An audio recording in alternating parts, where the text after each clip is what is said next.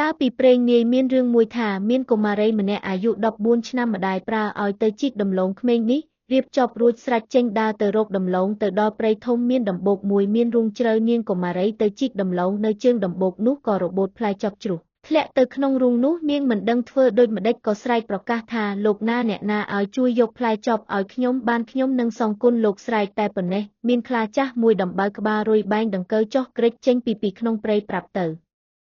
នាងនោះថានាង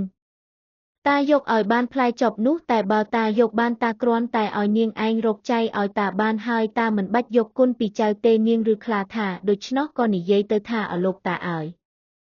យតែលោកតាជួយយកឲ្យបានចុះខ្លាយកផ្លែចប់បានពីក្នុងរូងឲ្យទៅនាងហើយឲ្យនាងរកចៃឲ្យនាងនោះយកបន្លាមកឆ្កឹះដង្កូវនៅក្នុងដំបៅក្បាលខ្លាចេះតែសួរនាងថានាងដំបៅតាស្អុយឬក្រអូប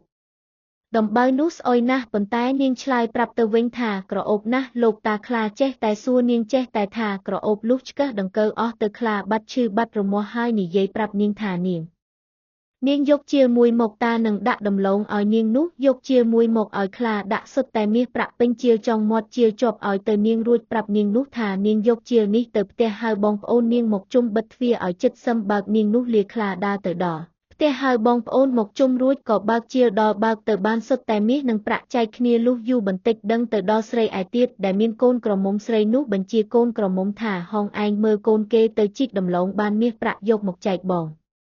ប្អូនគេហងទៅជីកបានតែដំឡូងគ្មានបានខ្មោចអ្វីទេថ្ងៃក្រោយស្រីនោះប្រើឲ្យកូនទៅជីកដំឡូងលុះបានទៅជួបប្រទះនឹងខ្លាដូចនាងមុនទៀតក៏ធ្វើជាជ្រុះចប់ដូចនាងមុននោះដែរហើយថាលោកណាយកចប់ឲ្យខ្ញុំបានខ្ញុំនឹងសងគុណលោកខ្លាឬហើយក៏យកមកឲ្យរួចឲ្យនាងនោះចាប់ដង្កូវឲ្យខ្លាសួរដូចពីមុនថានាង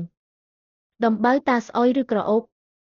នាងនោះឆ្លើយថាស្អុយណាស់ខ្លារីដូច្នោះថានាងយកជាមួយមកតានឹងដាក់មាសប្រាក់ឲ្យនាងយកជាឲ្យខ្លាចាប់សុទ្ធតែពោះវែកដាក់ពេញជាហើយឲ្យទៅនាងនោះប្រាប់ថានាងយកទៅផ្ទះហៅបងប្អូនមកជុំបិទទ្វារឲ្យជិតសឹមបើកនាងនោះទៅដល់ផ្ទះហើយប្រាប់ម្ដាយអណាស់ឲ្យបងប្អូនមកជុំតាំងបិទទ្វាររួចបើកជាមើលពោះវែកចេញមកចឹកមនុស្សទាំងនោះស្លាប់អស់ទៅ